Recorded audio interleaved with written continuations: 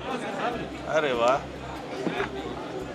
Sudesh ji, law and order को लेकर आप लोग लगातार सवाल उठा रहे हैं, सरकार को घेर रहे हैं। क्या वाकई स्थिति उस तरीके से है, आप लोग को लग रहा है? राज्य के अंदर लॉ एंड ऑर्डर की स्थिति, कानून व्यवस्था की स्थिति को लेकर लगातार मैं 3 साल से लगातार कर रहा हूँ। सरकार के अस्तित्व में आने के बाद से लगातार राज्य में जिस कदर लॉ एंड ऑर्डर की स्थिति बनी है, जिस तरह बेलगाम अपराधी घूम रहे हैं और जिस तरह से घटनाओं को अंजाम दे रहे हैं, उसको आप देख रहे हैं, उसके रिकॉर्ड सारे हैं। सरकार इस पर सामने आए, अगर सरकार को किसी तरह की तर्क रखनी है या लॉ एंड ऑर्डर पर कोई चर्चा करनी है या बात करनी है, तो सामने आए और रिकॉर्ड्स के आधार पर चर्चा करे, बात करे। लेकिन लगातार घटनाएं ये बहुत करा रही है कि देश में सबसे ज़्यादा घटनाएं महिला अपराध से जुड़ा हुआ और जनरल अपराध हो, सबसे ज़्यादा यहाँ घटी गई। दूसरा, पुलिस का जो जनरल काम होता है, उस व्यवहार से पुलिस बाहर निकल चुकी है। जो फाइल्स पड़े हुए हैं, जिस पर अनुसंधान होने हैं, ऐसे फाइल लंबे समय से लंबित रहते हैं।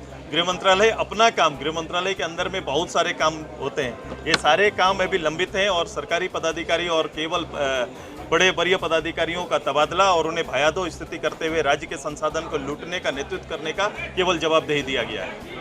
2024 में पोर्टल है दादा, वो बंद कर दिया गया है। बाद में पुलिस जो है कार्रवाई कर रही है, इसको किस तरीके से? नहीं, ये बहुत बड़ा विषय है। जब हमारे पास ऐसे सूचना के तंत्र हैं या तंत्र खड़ा करने चाहिए जिससे अपराध को रोका जा सके, ऐसा कहना गैर जवाबदेही माना जाएगा।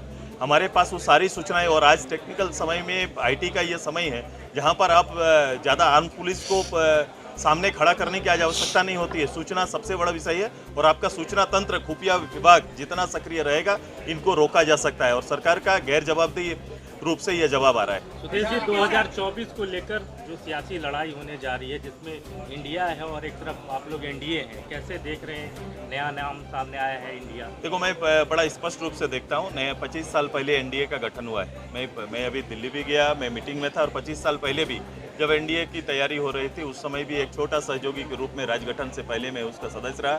तत्कालीन गृह मंत्री और तत्कालीन भारतीय जनता पार्टी एनडीए के नेता रहे लालकृष्ण आडवाणी साहब ने रांची के अंदर हमारे ऑल झारखंड स्टूडेंट्स यूनियन के साथ पहली बार 98 में हम लोग ने प्रेस कॉन्फ्रेंस करके उसका अंग बनने की घोषणा की थी।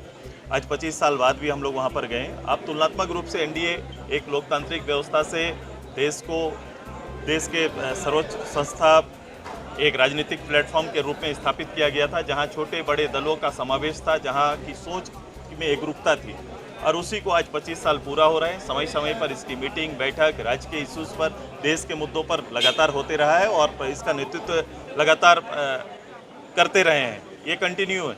लेकिन आज देश के अंदर में इसके समांतर रूप से जो गठन हो रहा है, पहले इसके समांतर रूप से यूपीए का गठन हुआ। इंडिया बनाने से पहले यूपीए कहाँ है, सबसे पहले बताना चाहिए कि यूपीए का अस्तित्व का क्या हुआ और क्यों उस नाम से को वंचित कर दिया गया। और जिस समय ये बनाया जा रहा है, जो प्रश्न चिन्ह है